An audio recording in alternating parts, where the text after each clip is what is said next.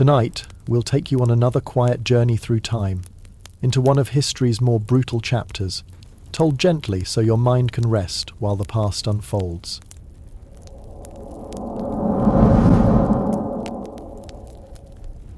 You wake up to the sound of wood groaning against rope and the gentle splash of oars cutting through dark water. The North Sea stretches endlessly around you, grey and unforgiving as a debt collector, and you're curled up on the deck of Ragnar's longship with your woolen cloak pulled tight against the morning chill. Your back aches from sleeping on oak planks, but complaining about comfort stopped being an option the day you decided to follow a man who talks to ravens. The cold wind cuts through the fleet like a blade through butter, and you can see 119 other longships trailing behind you in a formation that looks impressive from a distance, but feels slightly chaotic when you're actually part of it. 5,000 Vikings spread across these vessels, though calling them Vikings makes it sound more noble than the reality. Most of them are farmers with poor impulse control and a suspicious enthusiasm for sharp objects. You stretch and stand, joints popping like kindling in a fire, and make your way to where Ragnar holds court at the bow. He's wearing his favourite wolfskin cloak and has that far-away look in his eyes that usually means he's either having a profound spiritual moment or planning something that will get people killed. Possibly both. "Sleep well?" Ragnar asks without turning around, his voice carrying that dry amusement that suggests he already knows the answer. The deck of a longship in winter isn't exactly designed for luxury accommodations, unless your idea of luxury involves splinters and the persistent smell of wet wool. Like a baby, you lie, rubbing the crick in your neck. A very cold, uncomfortable baby with trust issues. Ragnar chuckles, a sound like rocks grinding together. Good. Soft sleeping makes soft warriors, and we'll need our edge where we're going. He gestures toward the horizon, where morning mist clings to the water like the breath of sleeping giants. Paris awaits, my friend. City of walls and gold, priests and prayers, and people who've never had to earn their silver with blood and steel. The mention of gold perks up your interest considerably. You've heard the stories, churches filled with precious metals, monasteries stuffed with treasures donated by guilty nobles, markets where merchants conduct business with coins instead of livestock. It sounds almost too good to be true, which in your experience usually means it probably is. And you're certain they won't simply hand over their wealth out of the goodness of their hearts, you ask, settling in beside him at the rail. The morning air tastes of salt and possibilities, with just a hint of impending violence. "Oh, I'm sure they'll be reasonable," Ragnar says, his grin showing teeth that have seen their share of battles. "They'll pray to their gentle god, hold meetings with their wise counselors, and then make the practical decision to give us everything we want. Because, obviously, that's how these things work." Behind you, the crew begins their morning routine of complaints, breakfast, and checking their weapons. Someone's already started a song about glorious death, because nothing says good morning like contemplating your own mortality before you've even had your porridge. The rhythm of the oars picks up as the wind shifts, and you feel the longship surge forward through the waves like a hunting wolf. You close your eyes for a moment and listen to the symphony of your floating army. The creak of wood, the splash of water, the low conversations of men who know they're sailing toward either fortune or doom, and aren't entirely sure which they prefer. The sun climbs higher, warming your face despite the chill, and somewhere in the distance, a seabird calls out what might be encouragement or warning. Paris still lies days ahead, hidden beyond rivers and forests and whatever resistance the Franks decide to offer. For now, there's only the endless rhythm of the sea, the steady progress of your fleet, and the comfortable weight of your sword at your side. The morning stretches out before you like an unwritten saga, full of potential and danger in equal measure. But that can wait until you're fully awake.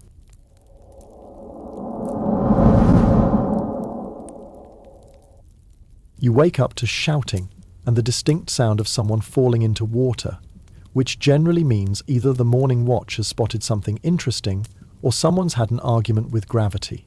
Based on the laughter that follows the splash, you're betting on the latter.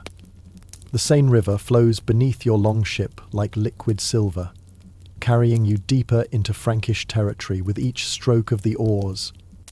3 days have passed since you left the open sea, and the landscape has transformed from endless grey water to rolling green hills dotted with small settlements that seem to vanish the moment your fleet appears on the horizon.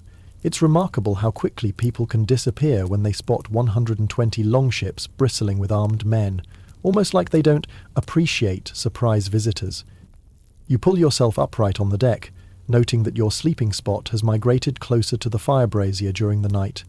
Your body apparently has more survival instinct than your career choices suggest. The morning air carries the scent of wood smoke and something that might be breakfast, though with Viking cooking optimism is usually misplaced. Ragnar stands at the bow as always, consulting with Floki about river navigation while keeping one eye on the shoreline. His wolfskin cloak ripples in the breeze, and he's acquired that particular expression he gets when he's simultaneously pleased with progress and disappointed by the lack of immediate violence. It's a complicated emotional state that you've learned to recognize over the years. "Good morning," you say, joining him at the rail. "I take it we're still following the river toward our inevitable date with Destiny?" "Destiny and hopefully some decent wine," Ragnar replies, pointing toward a column of smoke rising from beyond the nearest hill. "That was a village until about an hour ago. The locals decided to test our commitment to this expedition." "And how did that work out for them?" "About as well as you'd expect, though I'll give them credit for enthusiasm. They actually managed to wound 3 of our men before realizing that righteous anger doesn't stop axes." You nod appreciatively. There's something to be said for communities that stand their ground, even when faced with overwhelming odds and inevitable doom. It shows character, even if it also shows poor judgment. The smoke continues to rise, dark against the morning sky, like incense for a very different kind of prayer service. The river narrows as you progress inland, forcing the fleet into a longer formation that stretches behind you like a maritime funeral procession. The current helps with speed, but the banks grow closer on either side, lined with trees that could easily hide archers or other unpleasant surprises. Ragnar has posted extra lookouts because while confidence is essential for leadership, paranoia is essential for survival. "Scouts report more settlements ahead," Floki calls from his position near the mast. "Bigger ones, with actual walls and everything." "Walls?" Ragnar muses, stroking his beard thoughtfully. "How delightfully optimistic of them, because obviously a few stacked stones will stop men who've sailed through storms that could swallow mountains." You can see his point. Your crew has weathered conditions that would make veteran sailors weep for their mothers, fought battles that left the ground red for seasons, and crossed distances that exist primarily in the realm of legend. A few stone walls seem almost quaint by comparison, like children playing at being adults. The morning progresses with the steady rhythm of travel. Oars dipping, water flowing, conversations rising and falling like the tide. Someone starts a tale about a legendary warrior who fought a giant with nothing but his bare hands and questionable judgment. The story improves with each retelling, which is how the best stories usually work. Around midday, you spot your first real Frankish patrol, a small group of mounted soldiers watching your fleet from a distant hilltop. They're trying to look intimidating, which is admirable in its own way, though somewhat undermined by the fact that they're significantly outnumbered and considerably outgunned, or out-axed, technically speaking. "Should we do something about them?" you ask, gesturing toward the watchers. Ragnar follows your gaze and shrugs. "Let them watch. They'll report back to their lords about the size of our fleet, the determination of our men, and the futility of resistance. It saves us the trouble of sending formal announcements." Very considerate of us. I'm a thoughtful conqueror. It's one of my better qualities. The patrol eventually disappears behind the hills, presumably to deliver news that will cause varying degrees of panic among people with more sense than courage. You settle back against the ship's rail and watch the French countryside slide past, peaceful and pastoral in that way that never lasts once armies get involved. Evening approaches with the subtle shift of light that promises rest, food, and the opportunity to sleep somewhere that isn't moving. The fleet begins looking for suitable camping spots along the riverbank, places where 5,000 men can spend the night without killing each other or setting too many things on fire. It's more challenging than it sounds, but for now, the river carries you forward, deeper into enemy territory, closer to Paris, and whatever reception awaits you there. The water laps against the hull in a rhythm that's almost hypnotic, and somewhere in the distance, a night bird calls out what might be a warning or simply commentary on the strange things it's seen floating past. Your eyelids grow heavy with the rocking motion of the ship, and tomorrow's challenges can wait until tomorrow.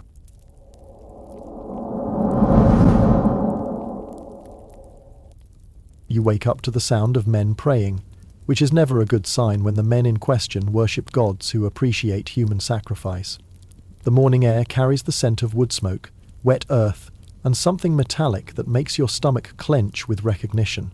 Your sleeping furs are damp with dew, and the ground beneath you feels harder than usual, as if the earth itself is bracing for what's about to happen.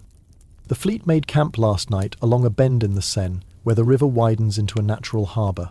120 longships drawn up on the muddy bank like sleeping sea serpents, their dragon-head prows facing inland as if eager to continue the journey. But today's delay isn't about navigation or weather, it's about religion, which in Viking culture often involves significantly more blood than most people find comfortable. You sit up slowly, joints protesting the cold ground and the weight of what you witnessed yesterday. The capture of 111 Frankish soldiers had seemed almost anticlimactic at the time. They'd been guarding a river crossing, brave enough to stand their ground, but not quite brave enough to win. Standard military engagement, the kind of thing that happens when armies meet and someone has to lose. What happened next, however, was decidedly less standard. Ragnar stands near the centre of camp, where a crude altar has been constructed from river stones and driftwood. The Frankish prisoners kneel in rows before it, their hands bound, their faces showing that particular expression people get when they realise their prayers aren't going to be answered the way they hoped. Some weep quietly, others stare ahead with the blank courage of men who've accepted their fate, and a few still mutter prayers to their carpenter god. "The All-Father demands proper tribute," Ragnar announces to the assembled warriors, his voice carrying across the camp with ceremonial formality. "We sail into battle under Odin's protection, and protection requires payment. These men fought bravely, which makes them worthy offerings. Their courage will strengthen our own." You've seen this ritual before, but familiarity doesn't make it easier to watch. The Viking approach to religion tends toward the practical. Gods who demand sacrifice get sacrifice, gods who provide victory get thanks, and gods who ignore their followers get replaced. It's a theological system based on customer service principles, which has its own brutal logic. The ceremony begins with the ritual words, spoken in the old tongue that makes everything sound more profound and slightly less horrifying. The prisoners don't understand the language, but they understand the tone, and several begin praying more urgently to their own deity. It's touching, in a way, how people maintain hope, even when hope has clearly left the building. One by one, the Frankish soldiers are brought forward.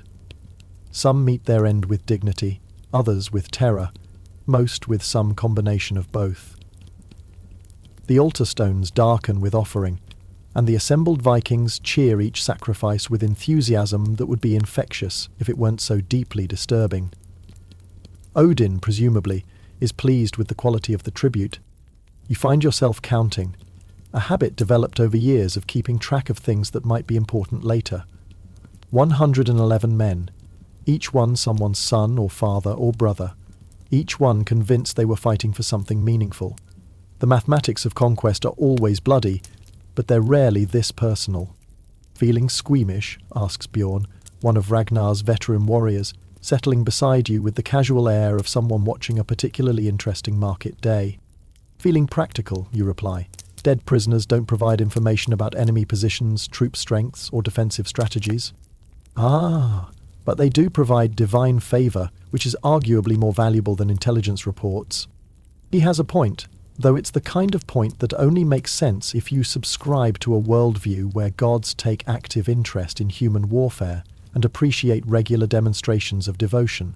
In fairness, this worldview has served your people reasonably well, though it does involve more arterial spray than some religions consider strictly necessary. The ceremony concludes with Ragnar raising his arms to the sky and offering a prayer that combines gratitude, supplication, and what sounds suspiciously like a shopping list of future conquests. The warriors respond with cheers and horn blasts, and somewhere nearby, a raven calls out what might be Odin's approval, or simply commentary on the morning's entertainment. Later, as the men prepare to break camp and continue upriver, you help oversee the loading of supplies and equipment. The longships need to be reorganized, weapons checked and provisions distributed.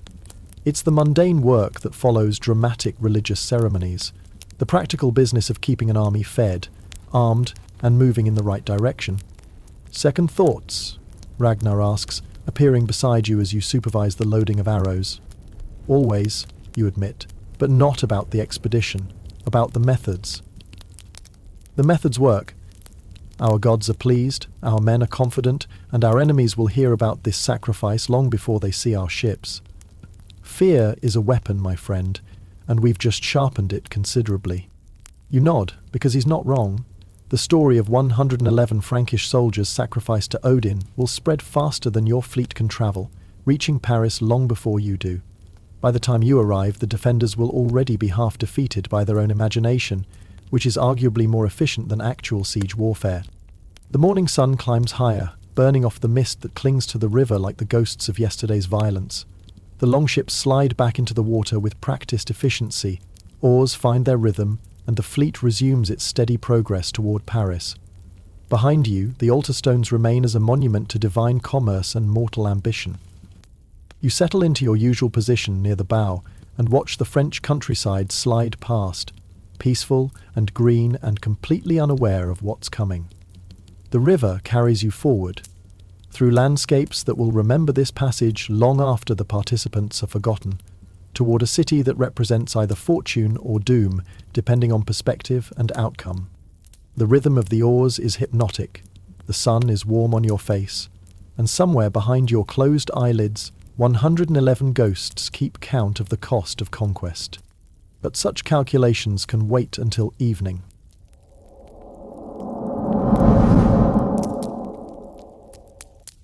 You wake up to the sound of someone screaming in what you assume is French, though terror tends to make all languages sound remarkably similar.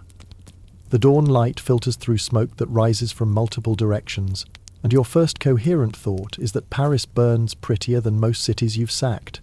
There's something almost artistic about the way the flames dance between the buildings, like a festival where everyone forgot to send invitations to the guests of honor.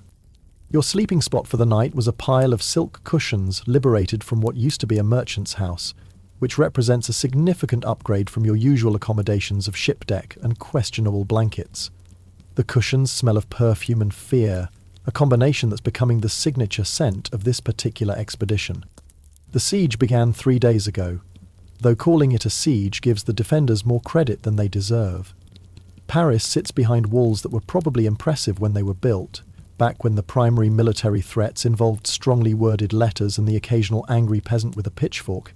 Against 5,000 Vikings with professional-grade anger management issues, the fortifications proved about as effective as harsh language against a forest fire.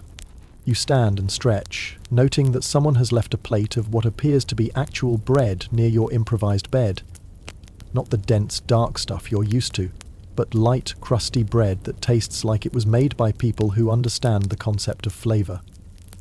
It's remarkable what you can achieve when you're not constantly worried about surviving the winter. Ragnar holds court in what used to be the city's main square, now transformed into a sort of military headquarters where Viking officers coordinate the systematic liberation of Frankish wealth.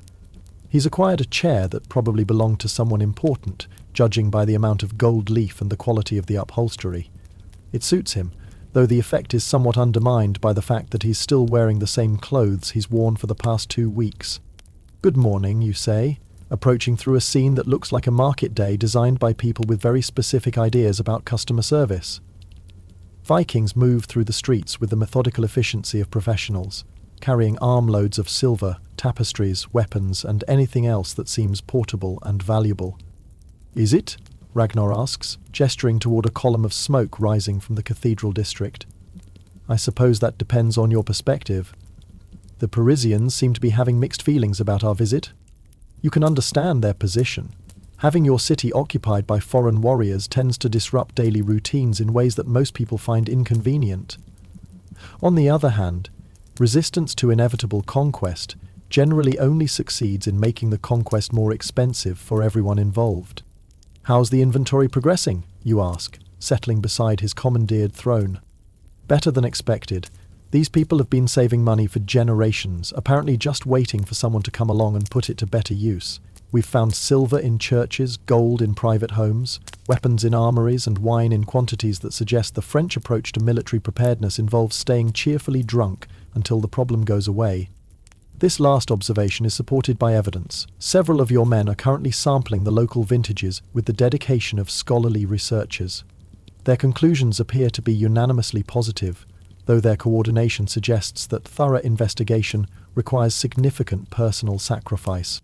Commotion near the cathedral draws your attention. Someone has apparently decided that today would be an excellent day for martyrdom, which is the kind of career decision that rarely works out as planned. The resulting discussion involves raised voices, clanging metal, and the sort of theological debate that typically ends with someone meeting their god sooner than anticipated. Religious zealot, you ask? Priest with heroic aspirations and poor timing, Ragnar confirms. He decided that divine intervention would protect him from earthly weapons. The results were about as predictable as you'd expect. You nod sympathetically. It's always sad when faith collides with physics, especially when physics is holding a battle axe. The priest's intentions were probably admirable, but good intentions rarely deflect properly sharpened steel, which is one of those practical lessons that religious education tends to overlook. The morning progresses with the organized chaos of successful conquest. Teams of warriors work through the city systematically, gathering wealth while trying to maintain some semblance of discipline. It's more challenging than it sounds. Give men weapons and tell them to take whatever they want, and some will interpret those instructions more creatively than others. You spend most of the day mediating disputes over valuable items, investigating reports of hidden treasure, and trying to prevent the kind of recreational violence that gives organized pillaging a bad reputation. It's administrative work, essentially, though most administrators don't require quite as much familiarity with battlefield surgery. Around midday, you discover someone has made off with a bishop's ceremonial hat, apparently planning to wear it as some sort of trophy. The hat is magnificent. Gold thread, precious stones, and craftsmanship that represents months of skilled labor. It's also completely ridiculous, which explains its appeal to men, whose idea of fashion involves wearing wolf pelts and collecting enemy weapons as accessories. Any idea who took it? You ask Eric, one of your more reliable subordinates. Could be anyone. Half the men think it's lucky, the other half think it's funny, and everyone agrees it's shiny. This presents a diplomatic challenge. The hat clearly has significant monetary value, but its primary worth lies in what it represents: authority, tradition, and the kind of religious significance that makes people willing to die for symbolic headwear. Recovering it requires negotiating with warriors who may or may not be entirely sober, and definitely aren't interested in theological discussions about sacred objects. Eventually you track down the hat to a group of men who've been using it as a drinking vessel, which is either sacrilege or practical recycling, depending on your religious orientation. The recovery operation involves some delicate diplomacy, a small bribe in the form of superior wine, and the promise that anyone can try on the hat for special occasions. Evening approaches with the subtle shift of light that suggests another successful day of conquest.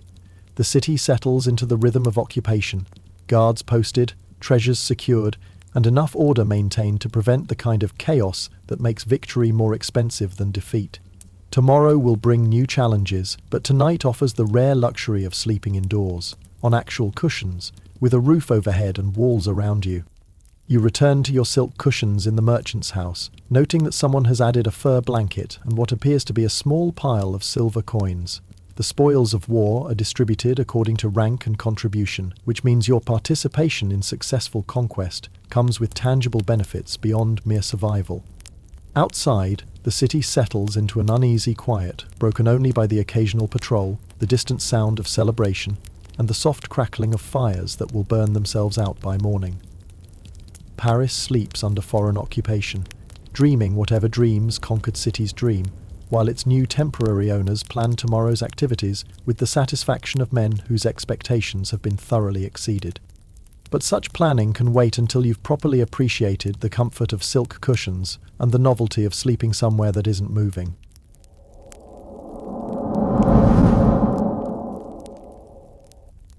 You wake up to the sound of diplomatic activity, which in this context means a lot of nervous French voices speaking very quickly and a certain amount of ceremonial throat clearing from men who are trying to sound more confident than they feel. The morning light streams through the windows of what has become your temporary headquarters, a requisitioned noble's house with tapestries on the walls and furniture that suggests its previous owners had both money and taste. 5 days have passed since Paris fell, and the city has settled into the peculiar rhythm of successful occupation.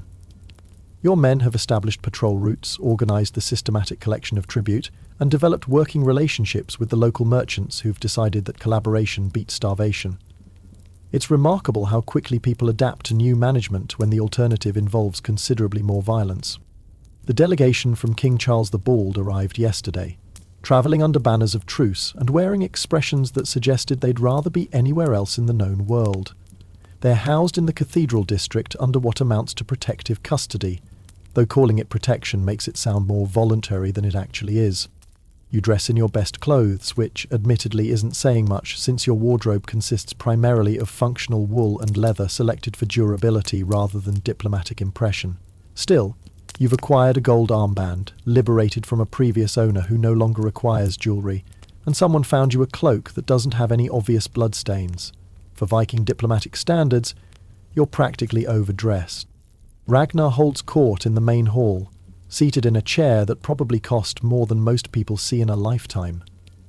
He's made an effort to look regal for the negotiations, which means he's braided his beard with fresh leather cords and cleaned most of the dirt from under his fingernails. The wolfskin cloak adds an appropriately barbaric touch that reminds everyone exactly who's in charge of this conversation. The Frankish negotiators sit across from him at a table loaded with the kind of diplomatic refreshments that suggest serious business. Wine that actually tastes good, bread that isn't trying to break your teeth, and cheese that someone clearly spent time aging properly. It's the sort of meal that makes you wonder why anyone bothers with warfare when diplomacy comes with such superior catering. "Gentlemen," Ragnar begins, his voice carrying the particular tone he uses when he wants to sound reasonable while making unreasonable demands. "I trust you slept well. The cathedral accommodations may not be what you're accustomed to, but they have a certain spiritual atmosphere." The lead negotiator, a thin man whose clothes cost more than most longships, manages a smile that looks like it causes him physical pain. "Lord Ragnar, we appreciate your hospitality. King Charles has sent us to discuss terms for your withdrawal from Paris." "Take a moment," Ragnar repeats, as if the concept requires translation. Such an interesting word. It suggests we're here temporarily, like unwelcome guests who've overstayed their welcome at a feast. "Well, yes, essentially." "I see. And what exactly would motivate us to withdraw? The weather? Homesickness? A sudden attack of conscience?" You settle back in your chair and prepare to watch a masterclass in diplomatic extortion. Ragnar has a gift for these negotiations. He can make outrageous demands sound perfectly reasonable, while maintaining the appearance of a man doing everyone a tremendous favour by not burning everything to ash. The negotiations proceed with the careful formality of people who know exactly what they want, but have to pretend they're engaged in meaningful discussion. The Franks want the Vikings to leave Paris intact and stop interfering with French commerce. The Vikings want compensation for the inconvenience of travelling such a long distance, only to encounter resistance to their entirely reasonable requests for tribute. King Charles is prepared to offer a substantial payment, the negotiator continues, producing a scroll that probably represents weeks of careful calculation and desperate budgeting. 7,000 livres of silver and gold, to be delivered within 1 month. 7,000 livres. You try to calculate what that means in practical terms. Enough silver to build a small city, enough gold to outfit several armies, enough wealth to make every man in your fleet significantly richer than when he started this expedition. It's the kind of number that makes warfare seem like a surprisingly lucrative career choice. Ragnar strokes his beard thoughtfully, as if considering whether 7,000 livres represents adequate compensation for the trouble of conquering Paris. 7,000, he muses. That's generous, almost suspiciously generous. One might wonder whether King Charles values Paris at exactly 7,000 livres, or whether he's simply hoping we'll accept the first offer and avoid the tedious process of actual negotiation. The diplomats exchange glances that suggest they were hoping for exactly that outcome. Professional negotiators rarely make their best offer first, but desperate negotiators sometimes abandon strategy in favor of ending conversations as quickly as possible. The king is eager to resolve this situation peacefully, another negotiator adds. War benefits no one.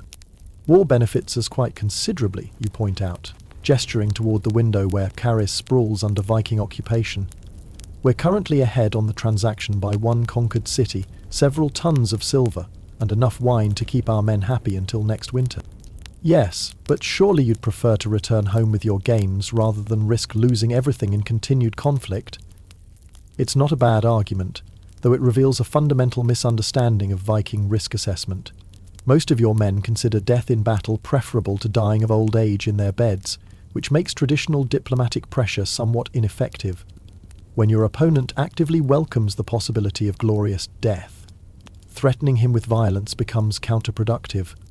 The discussions continue through the morning, with the leisurely pace of people who have all day to reach an agreement that everyone already knows is inevitable.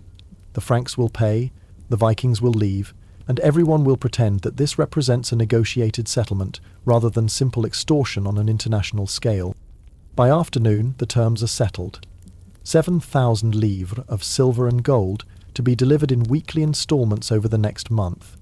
The Vikings will maintain their positions in Paris during this period, ostensibly to ensure compliance, but actually because comfortable beds and regular meals represent significant improvements over longship accommodations. A pleasure doing business, Ragnar says, raising his wine cup in a toast that probably tastes better to him than to his negotiating partners. To King Charles the Bald, a monarch who understands the value of practical solutions to complex problems. The diplomats drink with the enthusiasm of men fulfilling an unpleasant obligation, and you suspect they'll be travelling back to report their success with the relief of people who've escaped a dangerous situation, with their lives and most of their dignity intact. Evening settles over Paris with the satisfaction of successful diplomacy. The treaty is signed, the terms are agreed, and tomorrow will bring the first instalment of what amounts to the most expensive departure fee in recent history. Your men celebrate with wine liberated from various sources, and someone has acquired a cheese wheel that provides entertainment as well as nourishment. You retire to your silk cushions with the comfortable weight of gold in your personal strongbox, and the knowledge that this expedition has exceeded even optimistic expectations. 7,000 livres represents enough wealth to ensure comfortable retirement, though retirement tends to be a theoretical concept for men whose primary skills involve violence and navigation. Outside your window, Paris dreams under foreign occupation for what may be the last month, while its temporary conquerors plan their eventual departure with the satisfaction of men who've negotiated the deal of a lifetime. But such planning can wait until morning, when the first payment arrives and the mathematics of conquest can be properly calculated.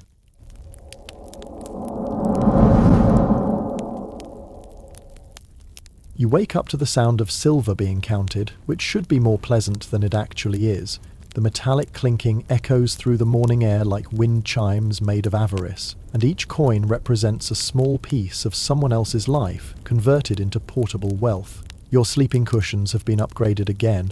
Someone found silk that's apparently been dyed with actual purple, which means it probably cost more than most people's houses. 1 month has passed since the treaty was signed, and King Charles the Bald has proven surprisingly reliable when it comes to making payments. 7,000 livres of silver and gold now fill the holds of your longships, distributed according to rank and contribution, but substantial enough that every man in your fleet will return home significantly wealthier than when he left. It's the kind of success that should feel like victory. Instead, as you dress in clothes that now include silk undergarments and a gold-inlaid sword belt, you find yourself thinking about the weight of things. Not the physical weight of the treasure, though that's considerable, but the other kind of weight that accumulates during expeditions like this one. The weight of decisions made and actions taken, of bridges burned and lines crossed, of the distance between who you were when you started and who you've become along the way. Ragnar stands at the window of his commandeered palace, looking out over Paris with the expression of a man conducting a final inventory. The city has recovered some of its rhythm during the month of occupation, though it's a different rhythm now, more cautious. more aware of how quickly normal life can be interrupted by men with ships and professional-grade violence skills. "Final preparations?" you ask, joining him at the window. "Final preparations," he confirms. "The ships are loaded, the men are ready, and the weather looks favourable for our departure. King Charles has fulfilled his obligations, and we've fulfilled ours. Everyone gets what they wanted." "Do they?" Ragnar glances at you with the kind of look he reserves for philosophical questions that arise at inconvenient times. "You're having second thoughts." "Not second thoughts, different thoughts. Thoughts about the cost of things. The cost was 111 Frankish soldiers and approximately 30 of our own men, plus whatever personal expenses the individual warriors incurred during the festivities. All things considered, it was quite reasonable." You nod, because the mathematics are accurate, even if they don't capture the full equation. Numbers have a way of making everything seem clean and manageable, but numbers don't account for the things that can't be quantified. The sound a city makes when it's being conquered, the expression on a child's face when soldiers march past their house, the weight of gold that's been paid in fear rather than earned through trade. The men are celebrating, you observe, gesturing toward the courtyard, where Vikings are engaged in various forms of pre-departure festivities. Someone has acquired a lute and is attempting to play Viking war songs on an instrument designed for gentler music. The results are enthusiastic, if not entirely melodic. Bimai should celebrate. This expedition will be remembered for generations. Songs will be written, sagas will be composed, and our names will be spoken around fires for years to come. What kind of songs? The good kind.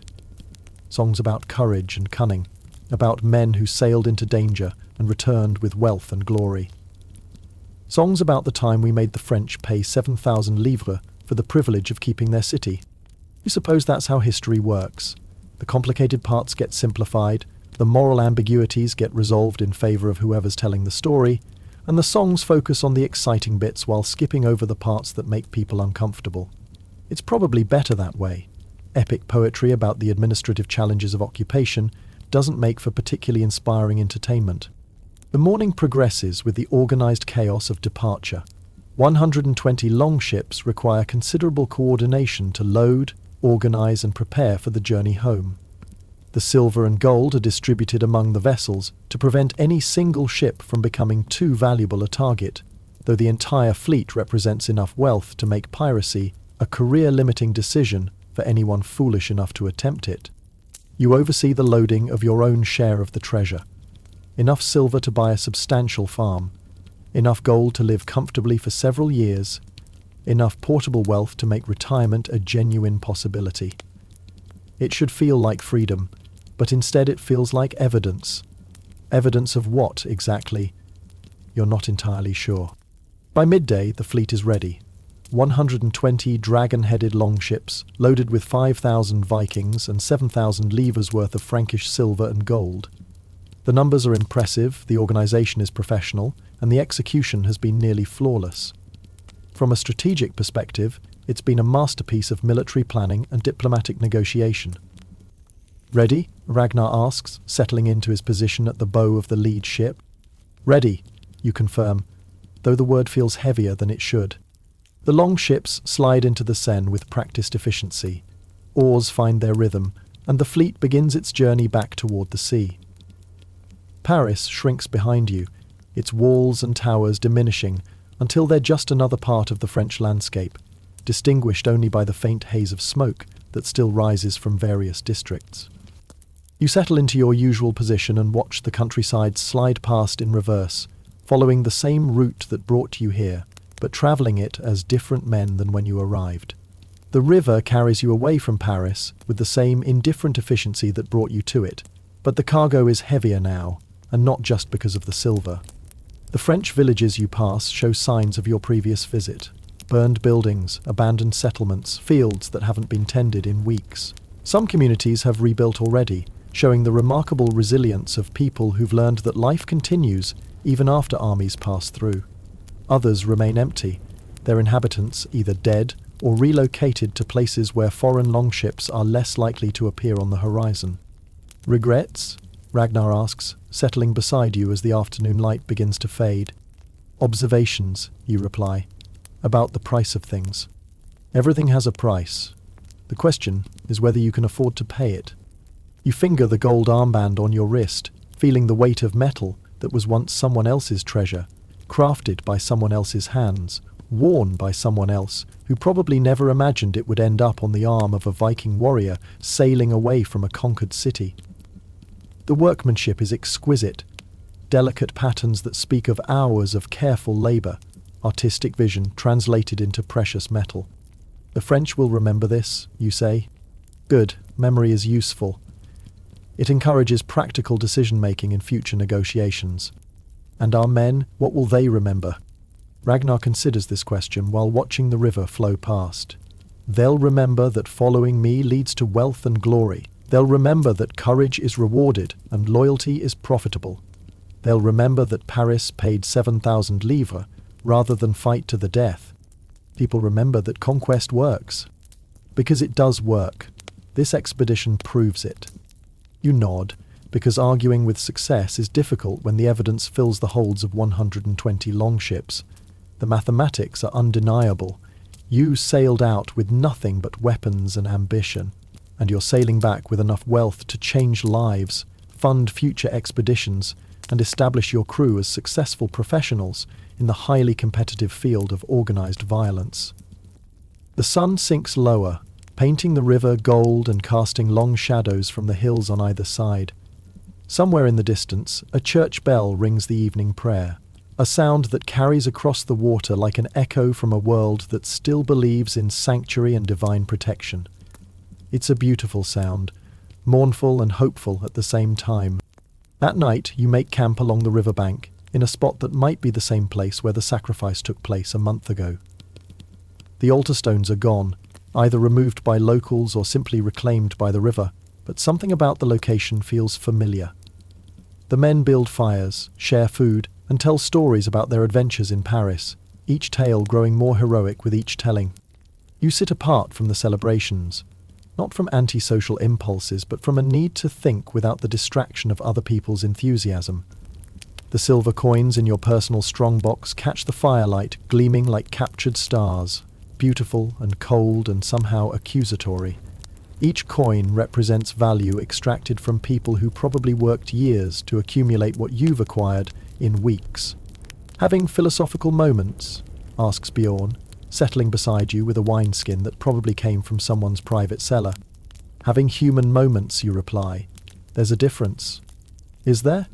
Philosophy is what happens when humans think too much about things they can't change. He offers you the wineskin, and you accept it because wine makes most conversations more tolerable, even conversations about the moral implications of professional conquest, the liquid tastes of grapes and sunshine, and someone else's careful planning for the future. Do you think about them, you ask, the people we left behind? The dead ones or the living ones? Right. Bjorn shrugs with the casual indifference of a man who's made peace with his career choices. The dead ones are with their gods now, presumably arguing about whether dying in battle counts when the battle was so one-sided. The living ones are rebuilding, which is what people do. Both groups knew the risks when they decided to oppose us. Did they know the risks? Bimai knew that armies are dangerous and that resistance has consequences. Beyond that, ignorance is a choice. You suppose he has a point, though it's the kind of point that only makes sense if you accept certain premises about the nature of warfare, the rights of conquest, and the responsibilities of people who happen to be in the wrong place when history decides to pay attention. It's a worldview that makes moral questions simple, which is probably why it's popular among people whose job involves making other people's moral questions permanently irrelevant. The fire crackles and pops, sending sparks up towards stars that look the same here as they do in Paris, which seems somehow unfair. You'd expect the sky to look different after conquest, to reflect the changes that have occurred below, but celestial bodies apparently don't concern themselves with human drama. Tomorrow we reach the sea, Bjorn continues. Then it's open water and home. Think you'll miss this? Miss what, the expedition? The weight of it, the significance. Most of our lives are just days that happen one after another, but this was history. This was the kind of thing that changes how people think about the world. He's right, though you're not sure whether that makes you feel better or worse about your participation. Being part of history sounds impressive until you consider that history is often written in other people's blood, that significance frequently comes at the expense of people who never asked to be significant. The wine makes everything seem more philosophical than it probably deserves, and philosophy after midnight tends toward the melodramatic. You're a Viking warrior sailing home from a successful expedition, with enough wealth to secure your future and enough glory to ensure your name will be remembered. By any reasonable standard, you should be satisfied with the outcome. Should be satisfied. The river continues its ancient work of carrying things toward the sea: water, silt, longships full of warriors and treasure, memories of conquest and consequences. It doesn't judge or celebrate or mourn, it simply flows, indifferent to human ambition and human cost alike. There's something comforting about that indifference, something that suggests perspective beyond the immediate concerns of warriors and kings. You close your eyes and listen to the night sounds: water lapping against hulls, men talking quietly around fires, the distant cry of some nocturnal bird that probably has simpler concerns than the moral weight of conquest. The river rocks your ship gently, like a mother soothing a troubled child, and somewhere in that rhythm you find something that might be peace. Tomorrow will bring the sea, and the sea will bring you home, and home will bring new challenges and new choices. But tonight, there's only the river and the stars, and the comfortable weight of silver coins that represent either fortune or evidence, depending on your perspective. For now, that's enough to work with until morning. Thank you for joining us on this journey through 845 AD, where men were men, ships were wood, and foreign policy was conducted primarily through the medium of sharp objects. The historical facts for the pedantically inclined. In the spring of 845 AD, a Viking fleet under the command of Ragnar Lodbrok, assuming he was a real person and not just a convenient name for whoever was leading this particular expedition, sailed up the River Seine toward Paris, with approximately 120 longships carrying roughly 5,000 warriors. This wasn't a casual river cruise, it was a carefully planned military operation designed to extract wealth from people who had the misfortune of living in accessible locations. The fleet's journey up the Seine was methodical and deliberately intimidating. Viking longships were designed for exactly this kind of expedition: shallow draft vessels that could navigate rivers while carrying enough armed men to make resistance seem like poor career planning. As they progressed inland, the Vikings systematically raided settlements along the riverbanks, establishing their reputation and gathering intelligence about local defences. The capture and sacrifice of 111 Frankish soldiers represents one of the more documented aspects of this expedition. This wasn't random violence, but religious practice.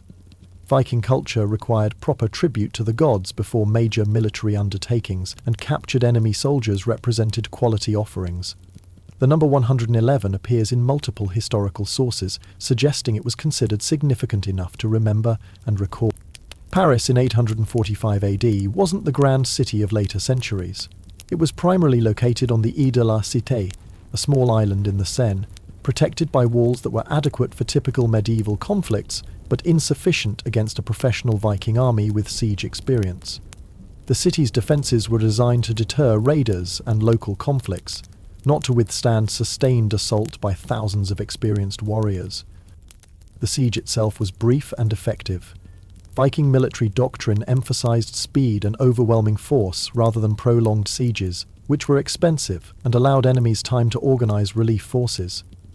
Paris fell quickly, not because the defenders lacked courage, but because the attackers possessed superior numbers, equipment, and experience in exactly this type of warfare. The systematic pillaging that followed was standard Viking practice. Churches and monasteries were primary targets because they concentrated wealth in easily accessible locations.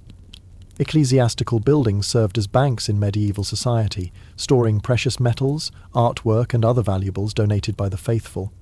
For Viking raiders, they represented one-stop shopping for portable wealth.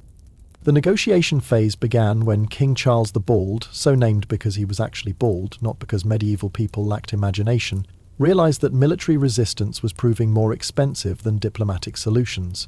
Charles had inherited a kingdom with significant internal divisions and limited military resources, making him particularly vulnerable to external pressure. The payment of 7,000 livres of silver and gold represents one of the earliest recorded examples of Geld, tribute paid to Viking forces in exchange for their departure. This wasn't considered shameful by contemporary standards, it was practical statecraft. The amount was substantial enough to make the expedition highly profitable, while being less expensive than the cost of prolonged warfare.